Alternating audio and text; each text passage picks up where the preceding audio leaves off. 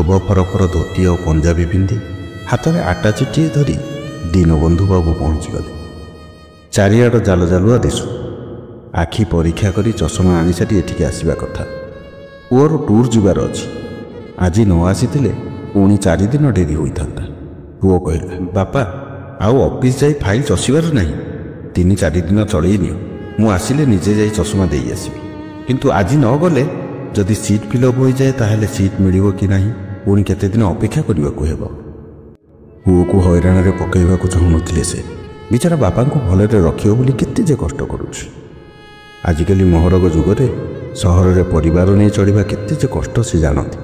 ବୟସ ହେଲା ପରେ ଗାଁରେ ବୁଢ଼ାବୁଢ଼ୀଙ୍କର ଦାୟିତ୍ୱ ବୁଝି ସହରରେ ପିଲାପିଲିଙ୍କୁ ନେଇ ଚଳିବାରେ ବହୁତ ଅସୁବିଧା ହେଉଥିଲା।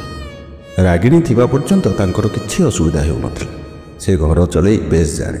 ପିଅନ ଚାକିରିର ସ୍ୱଳ୍ପ ରୋଜଗାରରେ 3ଟା ଝିଅଙ୍କୁ ପାଠ ପଢ଼େଇ ଯୌତୁକ ଦେଇ ବାହା କରି ଏକମାତ୍ର ପୁଅ ରାଜୀବକୁ ପାଠ ପଢ଼ାଇ ମଣିଷ କରିବାରେ ସେ ନିଜର ଲୁହ ଏକକାର କରିଦେଇଛନ୍ତି। ଏଥିରେ ରାଗିଣୀର ଅବଦାନ ଯଥେଷ୍ଟ। ଦରମା ଗଣ୍ଡାକ ଆଣି ରାଗିଣୀ ହାତରେ ଧରେଇ ଦିଅନ୍ତି, ଆଉ ସେ ବାହାରୁ ଚଳିଯାଆନ୍ତି। ଅଫିସରେ ସମସ୍ତଙ୍କ ସହ ସଦ୍ଭାବ ରଖିଥାନ୍ତି, ସମସ୍ତଙ୍କୁ ସମ୍ମାନ ଦିଅନ୍ତି। ସେ ଭଲ ହୁଅନ୍ତୁ ବା ଖରାପ ହୁଅନ୍ତୁ, ସେମାନଙ୍କ ପାଇଁ ଚା' ଜଳଖିଆ ଆଣିବା ବେଳେ ତାଙ୍କର ଚା' ଜଳଖିଆ ଖର୍ଚ୍ଚଟା ଉଠିଯାଏ। ଅଫିସରଙ୍କ ଘରେ ବୋଲହାକ କରି 2 ପଇସା ସେଠୁ ବି ପାଇଥାନ୍ତି। ବେଳେବେଳେ ରାଗିଣୀ ଜୋର ଜବରଦସ୍ତ 100 କି 200 ଟଙ୍କା ହାତରେ ଗୁଞ୍ଜି ଦିଅନ୍ତି ଏବଂ କୁହନ୍ତି, ପର ହାତ ଟେକାକୁ କେତେ ଚାହିଁଥିବ, ସମୟକୁ ଏ ଟଙ୍କା ରଖିଥାଅ। ସହରରେ ଆମର କିଏ ନିଜର ଅଛି, ଏ ଟଙ୍କା କେତେଟା ଅସମୟରେ କାମରେ ଆସିବ। ଏବେ ରିଟାୟାର କଲା ପରେ ସେ ଆସି ଗାଁରେ ରହିଲେ। ଚାକିରି ଥିବା ସମୟରେ ଝିଅମାନଙ୍କ ବାହାଘର ସାରି ଦେଇଥିଲେ। ରିଟାୟାର କଲାବେଳକୁ ପୁଅ BSc ପାସ୍ କରି ବ୍ୟାଙ୍କ ଚାକିରି କରିବ ବୋଲି କୋଚିଂ ନେଇଥିଲା। ସେ ନିଜେ ସିନା ବ୍ୟାଙ୍କରେ ମେସେଞ୍ଜର ହୋଇ ଶେଷ ବେଳକୁ କିରାଣୀ ହେଲେ ନିଜ ପୁଅକୁ ପାଠ ପଢ଼ାଇ ବ୍ୟାଙ୍କ ଅଫିସରଟିଏ କରିବାକୁ ପ୍ରଗାଢ଼ ଇଚ୍ଛା ଥିଲା। ପୁଅକୁ ସାହସ ଦିଅନ୍ତି, ତୁ ପାଠ ପଢ଼ାରେ ଲାଗିଯା, ପରୀକ୍ଷା ଦେଉଥା। ବ୍ୟାଙ୍କ ଅଫିସରଟିଏ ନହେଲେ କିରାଣୀଟିଏ ହେଲେ ବି ପରେ ଡିପାର୍ଟମେଣ୍ଟାଲ ପରୀକ୍ଷା ଦେଇ ଅଫିସର ହେଇଯିବୁନି କି? ଯାହା ହେଉ ଠାକୁରେ ତାଙ୍କର କଥା ଶୁଣିଲେ। ପୁଅ ବ୍ୟାଙ୍କ ଅଫିସର ନହେଲେ ବି କିରାଣୀଟିଏ ହେଲା ତ। ରାଗିଣୀର ଖୁସି କହିଲେ ନ ସରେ। ଗାଁ ଠାକୁରାଣୀଙ୍କଟିଏ ନଡ଼ିଆ ବାଡ଼େଇ ଆସିଲା, ଆଉ ପୁଅର ପ୍ରଥମ ମାସର ଦରମାରେ ଦୁଃଖୀ ରଙ୍କିକୁ ଦାନ କରି ପୁଅର ମଙ୍ଗଳ ମନାସିଥିଲା। ହେଲେ ଠାକୁରେ ତା ଖୁସିକୁ ବେଶୀ ଦିନ ରଖିଲେନି। ପୁଅ ବାହା ହେଇ ବୋହୂ ଆସିଲା। ବୋହୂ ପୁଅକୁ ନେଇ ଚାକିରି ଜାଗାକୁ ଚାଲିଗଲା। ଗାଁରେ ବୁଢ଼ା ବୁଢ଼ୀ ଏକା। ଦୀନବନ୍ଧୁ ବାବୁଙ୍କର ଶ୍ୱାସ ବେମାରୀ। ବୟସ ଅଧିକ ହେବାରୁ ଗାଁରେ ବିଲବାଡ଼ିରେ କାମ କରିବାକୁ ତାଙ୍କ ଦେହ ଭଲ ରହିଲା। ରାଗିଣୀଙ୍କର ଇଚ୍ଛା ଥିଲା ପୁଅ ବୋହୂଙ୍କ ସାଙ୍ଗରେ ଯାଇ ସେଠି ଦିହେଁ ରହିବେ ବୋଲି। ସହରରେ ଡାକ୍ତର, ଔଷଧପତ୍ର ସବୁ ସୁବିଧାରେ ମିଳିବ। ଯତ୍ନରେ ରହିଲେ ଦୀନବନ୍ଧୁଙ୍କର ଆଉ ବେମାରୀ ବାହାରିବନି। ହେଲେ ପୁଅ କହିଲା, ମା, ସହରରେ ଏତେ ଅଳ୍ପ ପଇସାରେ ଚଳିବା ମୁସ୍କିଲ। ବାପା ତ ପେନସନ୍ ପାଉଛନ୍ତି, ତୋର ବି ହାତ ଗୋଡ଼ ଚଳୁଛି, ବାପାଙ୍କର ଯତ୍ନ ନେବୁ। ସେମିତି ବେଶୀ ଦେହ ଖରାପ ହେଲେ ଆସିବ ତମେ। ଏତେ ଛୋଟ ଘରେ ତୁମମାନଙ୍କର ଚଳିବା ଖାଇବା ପିଇବାରେ ଅସୁବିଧା ହେବ। ଗାଁରେ ତ ସବୁ ତଟକା ପନିପରିବା ମାଛ ପାଉଛ, ଆଉ ସହରରେ ସେସବୁ ସ୍ୱପ୍ନ। ସହରକୁ ଯିବା ଯାହା, ମହରଗରୁ ଯାଇ କାନ୍ତାରରେ ପଡ଼ିବା ସିନା ସାର ହେବ। ଆଶ୍ଚର୍ଯ୍ୟ ହେଲେ ରାଗିଣୀ। ଏଇ ସେଇ ପୁଅ ଯାହାକୁ ଏଡୁଟିଏ ସିଏ କରିଥିଲେ, ଯିଏ ଏତେ ବଡ଼ ହେଲା ଯାଏ ଖୁଆଇ ନଦେଲେ ଖାଉନଥିଲା କି ଶୁଆଇ ନଦେଲେ ଶୋଉ ବି ନଥିଲା। ନିଦ ଲାଗିଲେ ତାଙ୍କ ଲୁଗାକାନି ଧରି ପଛେ ଗୋଡ଼ାଉଥିବ ଶୋଇବାକୁ। ମାଟ୍ରିକ ପରେ ହଷ୍ଟେଲରେ ରହି ସେ ଯେତେବେଳେ କଲେଜରେ ପଢ଼ିଲା, ସପ୍ତାହକୁ 2 ଖଣ୍ଡ ଚିଠି ଲେଖିବ, ମା, ମୋ ପାଖକୁ ଆସେ, ନହେଲେ ମୁଁ ପାଠ ଛାଡ଼ି ପଳେଇବି। ଏତେଥର ବୁଝେଇ ସାର୍ଙ୍କୁ କହି ହଷ୍ଟେଲ ଯାଇ ତାକୁ ଦେଖା କରି ଆସିଛନ୍ତି। ବ୍ୟାଙ୍କ କୋଚିଂ ନେଲାବେଳେ ସେ ଗାଁ ଛାଡ଼ି 2 ବର୍ଷ ତା ପାଖରେ ରହିଛନ୍ତି। ପୁଅ ପଢ଼ିବ ବୋଲି ସ୍ୱାମୀଙ୍କୁ ଘରେ ଛାଡ଼ି ଦେଇ ଅଧେ ଦିନ ନ ଖାଇ ଉପାସ ରହି ପୁଅକୁ ପାଠ ପଢ଼ାଇଛନ୍ତି। ଆଜି ଏମାନେ ପୁଅ ବୋଉଙ୍କର ସାନ୍ନିଧ୍ୟ ଚାହୁଁଛନ୍ତି, ତା ବି ମିଳିବନି। କାହାକୁ କହିବେ? ସ୍ୱାମୀଙ୍କୁ କହିବେ, ତମେ କ'ଣ ବୁଢ଼ାକାଳେ ତମକୁ ପୋଷିବ ବୋଲି ପୁଅର ଯତ୍ନ ନେଉଥିଲ? ତମର କ'ଣ ତା ପ୍ରତି କର୍ତ୍ତବ୍ୟ ନଥିଲା? ସେ ତ ଠିକ୍ କହିଛି। ଏଠି ତଟକା ପନିପରିବା, ପୋଖରୀର ମାଛ ଆଉ ଘର ଦୁହାଁ ଗାଈ ଦୁଧର, ସହରରେ ତ 7 ସପନ। ପୁଅ ଆମ କଥା କେତେ ଭାବୁଛି, ଆଉ ତମେ ମନ ଖରାପ କରୁଛ। କ'ଣ ସେ କରିବ? ଅଜାଗା ଘା ଦେଖି ହୁଏନି କି ଦେଖେଇ ବି ହୁଏନି। କିଛି ଦିନ ପରେ ବହୁ ସନ୍ତାନ ସମ୍ଭବା ହେଲା। ବୁଢ଼ା ବୁଢ଼ୀଙ୍କର ଖୁସି କହିଲେ ନ ସରେ। ତାଙ୍କ ଘର କୁନି ଛୁଆର କାନ୍ଦରେ ମୁଖରିତ ହୋଇ ଉଠିବ। ସେମାନଙ୍କର ଅନ୍ଧର ଲଉଡ଼ି ଆସି ଘର ଉଜ୍ଜଳ କରିବ। ତାଙ୍କ ନିଃସଙ୍ଗ ଜୀବନ ପୂର୍ଣ୍ଣତାରେ ଭରି ଉଠିବ। ପୁଅ କହିଲା, ମା ଡେଲିଭରି ବେଳକୁ ତୁ ଯେମିତି ନିଶ୍ଚୟ ଆସିବୁ। ରାଗିଣୀ ଖୁସି ହୋଇ କହିଲେ, ହଁ ରେ ପୁଅ, ବାପା ଆଉ ମୁଁ ମିଶିକରି ଯିବୁ। ବାପାଙ୍କୁ ଆଉ ଏ ବୟସରେ ଏକାଠି ଛାଡ଼ି ଯିବା ଠିକ୍ ହେବନି। ତାଙ୍କର ଖିଆପିଆର ଅସୁବିଧା ହେବ। ସେଠି ଡାକ୍ତର ଦେଖାଇବା। ପୁଅ ଜାଣେ ବାପାଙ୍କୁ ଛାଡ଼ି ମା ଜମା ଆସିବନି। ଏଣେ ମା ନ ଆସିଲେ ଡେଲିଭରି କେମିତି ହେବ? ମାଆର ଆଦର ଯତ୍ନ ପାଇଲେ ସିନା ମୋ ଛୁଆ ବଡ଼ ହେବ। ତା ସ୍ତ୍ରୀଟା ଭାରି ଖାମଖିଆଲି। ତେଣୁ ଛୁଆ ବଡ଼ ହେବା ପର୍ଯ୍ୟନ୍ତ ମାଆକୁ ଯେମିତି ହେଉ ରଖିବାକୁ ପଡ଼ିବ। ତେଣୁ ମାଆକୁ ଖୁସି କରିବା ପାଇଁ ରାଜୀବ ବାଧ୍ୟ ହୋଇ ହଁ କରିଲା। ରାଗିଣୀ ସଜବାଜରେ ଲାଗି ପଡ଼ିଲେ। ବଡ଼ି, ଆଚାର, ଗୁଆ ଘିଅ ସବୁ ବାନ୍ଧି ରଖିଲେ। ସ୍ୱାମୀଙ୍କ ପାଇଁ ଗୁଆ, ଗୁଣ୍ଡି, ଖଇର, ଚୂନ ଆଦି ରଖି ପାନ ବଟା ସଜାଇଲେ। ନିଜ ଲୁଗାପଟା, ସ୍ୱାମୀଙ୍କର ଲୁଗାପଟା ସଜାଡ଼ି ବାହାରି ପଡ଼ିଲେ। ଠିକ୍ ସମୟରେ ଡେଲିଭରି ହେଲା ଓ ସେମାନଙ୍କର ଖୁବ୍ ସୁନ୍ଦର ଗୁଲୁଗୁଲିଆ ନାତିଟିଏ ହେଲା। ରାଗିଣୀ ପୁଅଟିର ଯତ୍ନ ନିଅନ୍ତି, ହେଲେ ବୋହୂ ଛୁଆ କଥା ଜମା ବୁଝିଲାନି।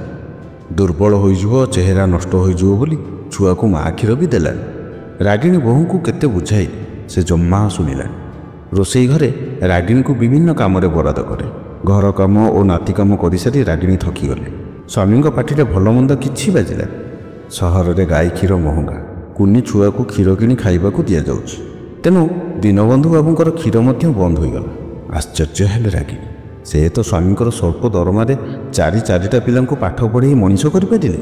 ପୁଅ ତା ବାପାର ପେନ୍ସନ୍ ଓ ନିଜ ଦରମା ଖର୍ଚ୍ଚ କରି ମଧ୍ୟ ତାକୁ ଅଣ୍ଟୁନି କେମିତି? ତାଙ୍କ ମନୋବଳ ସେହିଦିନ ଭାଙ୍ଗିଗଲା ଯେଉଁଦିନ ବୋହୂ କହିଲା, ଜଣଙ୍କ ରୋଜଗାରରେ ପାଞ୍ଚ ଜଣ ମଣିଷ ପୋଷା ହେବେ କେମିତି? ଏମିତି ତ ପୁଅ ପାଇଁ ଚାକରାନୀତି ରୁହନ୍ତା। ତେଣୁ ବୋଉ ରୁହନ୍ତୁ, ବାପା ଗାଁକୁ ଯାଆନ୍ତୁ। ସେ ଜମିବାଡ଼ି ଦେଖାଶୁଣା କରିବେ ଆଉ ପେନ୍ସନ୍ ଟଙ୍କାରେ ଚଳିଯିବେ। ତା ପରଦିନ ରାଗିଣୀ ବାକ୍ସ ସଜାଡ଼ିଲେ। ଦୀନବନ୍ଧୁ ବାବୁଙ୍କୁ କହିଲେ, ନାତି ତ ଏବେ ବଡ଼ ହେଲାଣି, ଏଥର ବୋହୂ ସମ୍ଭାଳି ନେବ। ଗାଁରେ ଘର କ'ଣ ହୋଇ ପଡ଼ିଛି, ତାକୁ ନ ଦେଖିଲେ ନ ଚଳେ। ଚାଲ ଆମେ ଗାଁକୁ ପଳାଇଯିବା। ଦୀନବନ୍ଧୁ ବାବୁ ଜାଣିପାରିଲେ ରାଗିଣୀଙ୍କ ମନର ଅବସ୍ଥା। ରାଗିଣୀଙ୍କୁ ଧରି ସେ ଗାଁକୁ ଚାଲି ଆସିଲେ ସତ, ହେଲେ ରାଗିଣୀଙ୍କ ମନଟା ନାତି ପାଖରେ ବନ୍ଧା ପଡ଼ିଗଲା। କେତେ ଆଶା କରିଥିଲେ ନାତି ସହ ହସି ଖେଳି ସମୟ କଟାଏ। ଝିଅମାନେ ତ ବାହାସାହା ହୋଇ ବାହାରେ ରହିଲେ। କେଉଁ 2-3 ବର୍ଷରେ ଥରେ ବାପା ମା ମନେ ପଡ଼ନ୍ତି। ସେମାନେ ତାଙ୍କ ଜଞ୍ଜାଳରେ ବ୍ୟସ୍ତ। ଶେଷ ଜୀବନ ପୁଅ, ବୋହୂ, ନାତି ନାତୁଣୀଙ୍କ ମେଳରେ କଟାଇବା କଥା। ହେଲେ ପ୍ରଭୁ ତାଙ୍କର ସେ ଆଶା ପୂରଣ କଲେନି। ନିତି ସକାଳ ସଞ୍ଜେ ଠାକୁର ପାଖରେ ନାତିର ମଙ୍ଗଳ ମନାସି ପୂଜା କରନ୍ତି। ହେଲେ ତାକୁ ପାଖରେ ନ ପାଇ ଝୁରି ହୋଇ ଶେଷରେ ମାନସିକ ଅବସାଦ ହେତୁ ହଠାତ୍ ଆରପାରିକୁ ଚାଲିଗଲେ। କି କର୍ତ୍ତବ୍ୟ ବିମୂଢ଼ ହୋଇଗଲେ ଦୀନବନ୍ଧୁ ବାବୁ। ରାଗିଣୀଙ୍କ ବିନା ଜୀବନ ତାଙ୍କର ଅନ୍ତସାର ଶୂନ୍ୟ ହୋଇଗଲା। ସେ ବଞ୍ଚିବେ କେମିତି, କାହାକୁ ନେଇ? ହାୟ ରେ ଜୀବନ,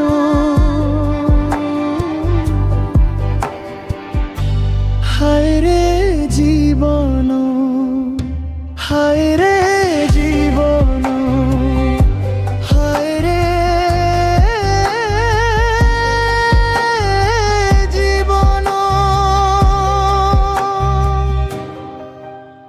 ପୁଅ ଆସି ମାଆର ଶୁଦ୍ଧିକ୍ରିୟା କଲା। ଗାଁ ଲୋକ ଭୋଜି ଖାଇ ଖୁସି ହେଲେ।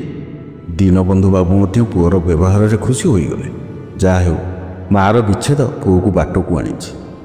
ରାଗିଣୀ ଥିବା ଅବସ୍ଥାରେ ହେଲେ ପୁଅର ପରିବର୍ତ୍ତନ ଦେଖିଥାନ୍ତା, ଅନ୍ତତଃ ଶାନ୍ତିରେ ମରିପାରିଥାନ୍ତା। ରାଗିଣୀର ଶୁଦ୍ଧିକ୍ରିୟା ପରେ ବୋହୂ ଆସି ଦୀନବନ୍ଧୁ ବାବୁଙ୍କୁ କହିଲା, ବାପା ଆପଣ ଗାଁରେ ଆଉ ଏକା କେମିତି ରହିବେ? ଚାଲନ୍ତୁ ଆମ ପାଖେ ରହିବେ। ଆପଣଙ୍କ ନାତି ଆପଣଙ୍କୁ ଖୋଜୁଛି। ତା ସାଙ୍ଗେ ହସି ଖେଳ ସମୟ କଟାଇବେ। ଆମକୁ ମଧ୍ୟ ଭଲ ଲାଗିବ। ଏକଥା ଶୁଣି ଦୀନବନ୍ଧୁ ବାବୁ ଆଶ୍ଚର୍ଯ୍ୟ ହୋଇଗଲେ। ବୋହୂର ଏତେ ପରିବର୍ତ୍ତନ ହେଲା କେମିତି? ବୋଧହୁଏ ପୁଅ ବୋହୂ ନିଜର ଭୁଲ ବୁଝିପାରିଛନ୍ତି। ଉପରକୁ ଚାହିଁ ରାଗିଣୀ ଉଦ୍ଦେଶ୍ୟରେ ହସି ହସି କହିଲେ, ତମେ ଆଉ ମନ ଦୁଃଖ କରିବନି। ତମେ ଥିଲ ବୋଲି ସିନା ପୁଅ ବୋହୂ ତାଙ୍କ ଦାୟିତ୍ୱ ବୁଝିପାରୁନଥିଲେ। ଏବେ ଦେଖ କେମିତି ସେମାନେ ମୋର ଯତ୍ନ ନେଉଛନ୍ତି। ତମେ ଉପରେ ନିଶ୍ଚିନ୍ତରେ ଥାଅ। ମୁଁ ପୁଅ ବୋହୂଙ୍କର ସେବା କିଛି ଦିନ ପାଇସାରେ, ତାପରେ ତମ ପାଖକୁ ଯିବି, ହେଲା? ତା ପରଦିନ ସମସ୍ତେ ସହରକୁ ଆସିଲେ। ନାତି ଜେଜେଙ୍କ ପାଖ ଜମା ଛାଡ଼ୁନଥାଏ। ଜେଜେଙ୍କ ସାଙ୍ଗରେ ଖାଇବା, ଗପ ଶୁଣିବା, ଶୋଇବା ଇତ୍ୟାଦି। ଦୀନବନ୍ଧୁ ବାବୁଙ୍କୁ ଖୁବ୍ ଖୁସି ଲାଗୁଥାଏ। ନାତିକୁ ସାଙ୍ଗରେ ଧରି ଶୋଇଲେ, ଖାଇଲେ ଆଉ ଗପ ବି କହିଲେ। ସକାଳ ହେଲାରୁ ବୋହୂ କହିଲା, ବାପା ବସ୍ ପାଖେ ଟିକେ ପୁଅକୁ ଛାଡ଼ି ଆସନ୍ତୁ, ମୁଁ ଆପଣଙ୍କ ପାଇଁ ଚା କରିଦେଇଛି। ଦୀନବନ୍ଧୁଙ୍କୁ ଝଟକା ଲାଗିଲା। ପୁଅ ଡ୍ରଇଂ ରୁମ୍ରେ ବସି ହାତରେ ଚା କପ୍ଟି ଧରି ପେପର ପଢ଼ୁଛି। ତାଙ୍କର ବି ଚା'ଟା ଦରକାର ଥିଲା। ପୁଅ ବି ତ ଯାଇ ନାତିକୁ ଛାଡ଼ି ଆସିଲା ପରେ ଚା'ଟା ପିଇ ପାରିଥାନ୍ତା। ହେଲେ ବୋହୂକୁ କିଛି କହିପାରିଲେ। ନାତିକୁ ଛାଡ଼ି ଆସିବା ପରେ ଦେଖିଲେ ବୋହୂ ବାଥରୁମ୍ ଯାଇଛି। ପୁଅକୁ କହିଲେ, ପୁଅରେ ଚା ଟିକେ ପିଇଥାନ୍ତି। ସକାଳୁ ସକାଳୁ ଆଗ ଚା ଟିକେ ନ ପିଇଲେ ଥଣ୍ଡା ଧରିବ ମୋତେ। ପୁଅ କହିଲା, ବାପା ଧୈର୍ଯ୍ୟ ଧରନ୍ତୁ, ଦେଖୁଛନ୍ତି ତ ସକାଳୁ ସକାଳୁ ବୋହୂ କେତେ ବ୍ୟସ୍ତ। ସେ ଚା ଦେବ, ଆପଣ ଅପେକ୍ଷା କରନ୍ତୁ। ବୋହୂ ଗାଧେଇ ଆସି ରୋଷେଇ ସଜ କରୁ କରୁ କପେ ଚା କରି ଆଣି ଥୋଇଦେଲା। କହିଲା, ଆପଣ ଏତେ ଅଧୈର୍ଯ୍ୟ ହେଲେ ହେବ କି ବାପା? ଟିକେ ଡେରି ହୋଇଗଲା ବୋଲି ପୁଅଙ୍କ ଆଗେ କମ୍ପ୍ଲେନ୍ କରୁଛନ୍ତି କାହିଁକି? ଆଶ୍ଚର୍ଯ୍ୟ ହୋଇଗଲେ ଦୀନବନ୍ଧୁ ବାବୁ। ଇଏ କ'ଣ ସେଇ ବୋହୂ ଯିଏ ତାଙ୍କୁ କେତେ ସରାଗରେ ଗାଁରୁ ସହରକୁ ଡାକି ଆଣିଥିଲା, ହେଲେ ଆଜି ଏ କି ବ୍ୟବହାର? ତାପରେ ଭାବିଲେ, ହଁ ବୋହୂ ବୋଧେ ଠିକ୍ କହୁଛି। ରାଗିଣୀ ହାତରୁ ସକାଳ 6ଟା ଆଗରୁ ଚା କପ୍ଟେ ମିଳିଯାଉଥିଲା। ହେଲେ ଏଠି ବୋହୂର କେତେ କାମ, ନାତିକୁ ସ୍କୁଲ ପାଇଁ ରେଡ଼ି କରିବା, ପୁଅ ପାଇଁ ରାନ୍ଧିବା। ସେ ବି ତ ଜାଣନ୍ତି ଚାକିରିରେ ଠିକ୍ ସମୟରେ ପହଞ୍ଚିବା ଦରକାର। ବୋହୂଟା ପିଲା ଲୋକ, ହାତକୁ 2 ହାତ ହୋଇ କାମ କରିପାରେ ନା ବୋଧେ ରାଗିଣୀ ପଡ଼ି। ସେଥିପାଇଁ ସେ ଆଉ ପ୍ରତିବାଦ କଲେନି। ବୋହୂର ସମୟ ଅନୁସାରେ ସେ ନିଜ ନିତ୍ୟକର୍ମ ଆଡ଼ଜଷ୍ଟ କରିନିଅନ୍ତି ଯେତେ ଅସୁବିଧା ହେଲେ। ସେଦିନ ରବିବାର ଥାଏ, କାମର ଜୋର ନଥାଏ, ସବୁ ଧୀର ସ୍ଥିର ଭାବେ ଚାଲୁଥାଏ। ସକାଳୁ ସକାଳୁ ବୋହୂ ଦୀନବନ୍ଧୁ ବାବୁଙ୍କ ହାତକୁ ଚା କପ୍ଟି ବଢ଼େଇ ଦେଲା। ପୁଅକୁ ମଧ୍ୟ ଟୋକ ଗିଳି କହିଲା, ବାପା ଏଠି ଗୋଟେ ଫ୍ଲାଟ୍ ଘର ବିକ୍ରି ହେଉଛି, ମାର୍ବଲ ଘର, ଭାରି ସୁନ୍ଦର। ଝରକା ଖୋଲିଦେଲେ ନଦୀ ଓ ଖିଲିଖିଲି ପବନ ବହୁଛି। ଆମେ କିଣନ୍ତେନି? କେତେ ଆଉ ଘର ଭଡ଼ା ଦେଇ ରହିବା? ଦୀନବନ୍ଧୁ ବାବୁ କହିଲେ, ହଁ କିଣ କିଣ, ଗାଁକୁ ତ ଆଉ ତୁମର ଯିବାର ନାହିଁ, ସହରରେ ଆଉ କେତେ ଭଡ଼ା ଦେଇ ରହିବ? ଚଟ୍ କିନା ବୋହୂ କହିଲା, ଦେଖିଲ ବାପା କେମିତି ମୋ କଥାକୁ ସପୋର୍ଟ କଲେ। ଆମେ ସେ ଘରଟାକୁ କିଣିବା, ତମେ ଆଉ ମନା କର ନା। ଚଟ୍ କିନା ପାଟି କରି ଉଠିଲା ପୁଅ। ହେଲେ ଏତେ ପଇସା କାହିଁ? କୁଆଡ଼ୁ ଆଣିବି ଏତେ ପଇସା ଯେ ତମ ପାଇଁ ଫ୍ଲାଟ୍ଟେ କିଣିବି? ବୋହୂ କହିଲା, ବାପା ତ କହିଲେ ଆମର ଆଉ ଗାଁକୁ ଯିବାର ନାହିଁ। ଗାଁ ଘର ଜମିବାଡ଼ି କ'ଣ ହେବ? ଭୂତ ଖାଇବ ସିନା। ତାକୁ ତ ବିକ୍ରି କରିଦେଲେ ବହୁତ ଟଙ୍କା ମିଳିବ। ଆମର ପୁଣି 2 ଫସଲି ଜମି, ବିକିବାରେ ଅସୁବିଧା ହେବନି। ଚମକି ପଡ଼ିଲେ ଦୀନବନ୍ଧୁ। ତା ମାନେ ତାଙ୍କୁ ତାଙ୍କ ପୈତୃକ ସମ୍ପତ୍ତିକୁ ଅନ୍ୟ ହାତରେ ଟେକି ଦେବାକୁ ହେବ? ଏଇଭଳିଆ ସମାଧାନଟିଏ ସେ ଭାବିନଥିଲେ। ସବୁ ଶୁଣି ତାଙ୍କ ଛାତି ଭିତରଟା କରତି ହୋଇଯାଇଥାଏ। କ'ଣ କରିବେ ସେ? କି ଉତ୍ତର ଦେବେ? ସେମାନେ ତ ସବୁ ଯୋଜନା କରିସାରିଛନ୍ତି। ଆଖି ବୁଜି ପଡ଼ି ରହିଲେ ସେ। ପ୍ରକୃତିସ୍ଥ ହେବା ପାଇଁ ଭାବିଲେ ରାଗିଣୀ ବିନା ଗାଁରେ ରହି ଚାଷବାସ କରିବା ଅସମ୍ଭବ। ସେ ତ ଆଉ ଗାଁକୁ ଯିବେନି। ପୁଅ ବୋହୂଙ୍କ ଖୁସିରେ ତାଙ୍କର ଖୁସି। ଶେଷରେ ସେ ରାଜି ହୋଇଗଲେ। ଘର କିଣା ହେଲା, ପ୍ରତିଷ୍ଠା ବି ହେଲା। ପୁଅ ବୋହୂଙ୍କର ଖୁସି କହିଲେ ନ ସରେ। ପୁଅ ବୋହୂଙ୍କର ଗୋଟିଏ ରୁମ୍, ତାଙ୍କର ଓ ନାତିର ଗୋଟେ ରୁମ୍। ଦିନ ସୁରୁଖୁରୁରେ କଟୁଥାଏ। ନାତି ଆସ୍ତେ ଆସ୍ତେ ବଡ଼ ହେଲା। ତା ପଢ଼ାପଢ଼ିରେ ଚାପ ମଧ୍ୟ ବଢ଼ିଲା। ସେ ରାତି ଯାଏଁ ପଢ଼ିଲେ ଦୀନବନ୍ଧୁ ଆଉ ଶୋଇପାରନ୍ତିନି। ସେ ବି ଅଲଗା ଶୋଇବାକୁ ଚାହିଁବେ।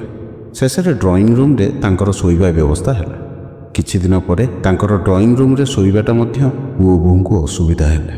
କାରଣ ଘରକୁ ଭଦ୍ରଲୋକ ଆସିଲେ ବାପାଙ୍କର ଅସଜଡ଼ା ଖଟ ତଥା ଅନଧିକାର ଗପ ଫଳରେ ତାଙ୍କର ସମ୍ମାନ ହାନି ହେଲା। ଶେଷରେ ପୁଅ ବୋହୂ ଠିକ୍ କଲେ ବାପାଙ୍କୁ ବୃଦ୍ଧାଶ୍ରମରେ ଛାଡ଼ିବାକୁ। ବୋହୂ କହିଲା, ଶୁଣିଛି ସେଠି ବହୁତ ସୁବିଧା, ପରିଷ୍କାର ପରିଚ୍ଛନ୍ନ ଘର, ରହିବାକୁ ସ୍ୱତନ୍ତ୍ର ବେଡ୍, କପବୋର୍ଡ଼, ସକାଳ ସନ୍ଧ୍ୟାରେ ବୁଲିବା ପାଇଁ ବିରାଟ ଲନ୍, ଖାଇବା ପିଇବା ସ୍ୱାସ୍ଥ୍ୟକର ଆଉ ମାଗଣା। ବାପା ଆରାମରେ ରହିବେ, ଆଉ ସେମାନେ ମଝିରେ ମଝିରେ ଯାଇ ଦେଖି ଆସିବେ। ଦୀନବନ୍ଧୁ ବାବୁଙ୍କର ମନା କରିବାର ନଥିଲା। ସେ ତ ସବୁ ଆଡ଼ଜଷ୍ଟ କରିପାରୁଛନ୍ତି ବୋଲି ଠାକୁର ତାଙ୍କୁ ନେଉନାହାନ୍ତି। ତେଣୁ ବୃଦ୍ଧାଶ୍ରମ ଯିବାକୁ ରାଜି ହୋଇଗଲେ। ଅନେକ ଦିନରୁ ଚଷମାର ପାୱାର ବଢ଼ିଯାଇଛି ବୋଧେ, ଭଲ ଦିଶୁନି। ଖାଲି ପୁଅକୁ କହିଲେ, ହଁ ସେଠିକି ଯିବି ଯେ, ହେଲେ ମୋ ଚଷମାଟା ଠିକ୍ କରିଦେଇଗଲେ ସୁବିଧା ହେବ। ସେଠି ଯେପରି ପେପର ପଢ଼ିପାରିବି। ଖୁସି ହୋଇ ପୁଅ କହିଲା, ହଁ ହଁ ନିଶ୍ଚୟ ନିଶ୍ଚୟ, ମୁଁ ଆଜି ଡାକ୍ତରଙ୍କ ପାଖରେ ଆପଣଙ୍କର ଆଖି ପରୀକ୍ଷା କରାଇ ଦେଉଛି। ଆଶ୍ରମରେ ମାତ୍ର ଗୋଟେ ସିଟ୍ ଅଛି। ଶୀଘ୍ର ନ ରହିଲେ ସେ ସିଟ୍ ଆଉ କାହାରିକୁ ଦେଇଦେବେ। ହଇରାଣ ହେବେ କହି ରାଜୀବ ଗୋଟେ ଟ୍ୟାକ୍ସି ଆଣି ବାପାଙ୍କୁ ନେଇଗଲା। ଟ୍ୟାକ୍ସିରେ ବସି ଫ୍ଲାଟ୍ ଆଡ଼କୁ ଚାହିଁ ଦୀନବନ୍ଧୁ ବାବୁ ଦେଖିଲେ ବୋହୂ ନାତି ହାତ ହଲାଇ ଟା ଟା କରୁଛନ୍ତି, ଯେମିତି ଆଶ୍ୱସ୍ତ ହୋଇଯାଇଛନ୍ତି।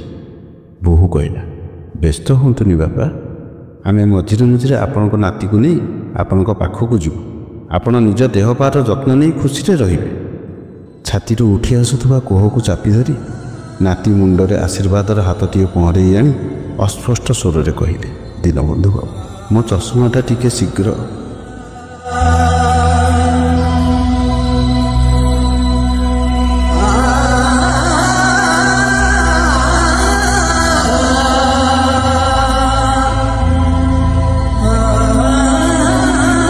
ছাতিটা এবে পার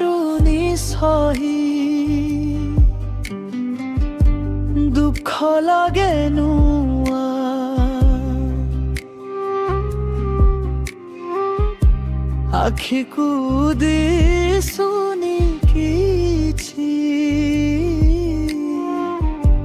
चारिआडे धुआं पृथिवी काई लागुछि फिका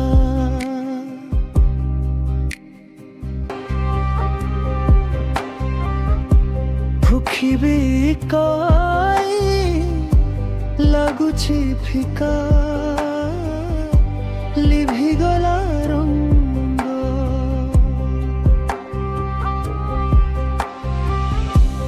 आकाशे आजी सूरज नाही लुचिला मेघ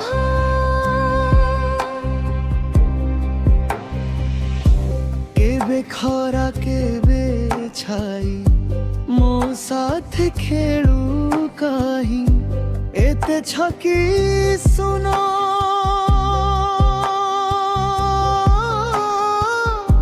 हाय रे जीवन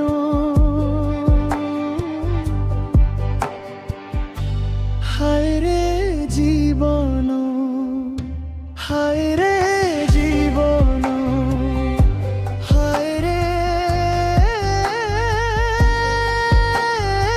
जीवन।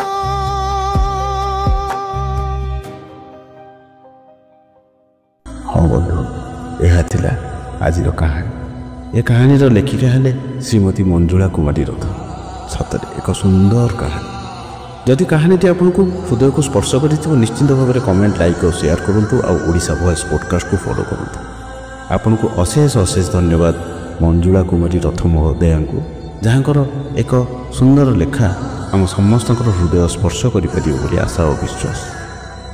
सर्वे भवन्तु सुखिना सर्वे सन्तु निरामया सर्वे भद्राणि पश्यन्तु मा कश्चित् दुःखभाग् भवेत्।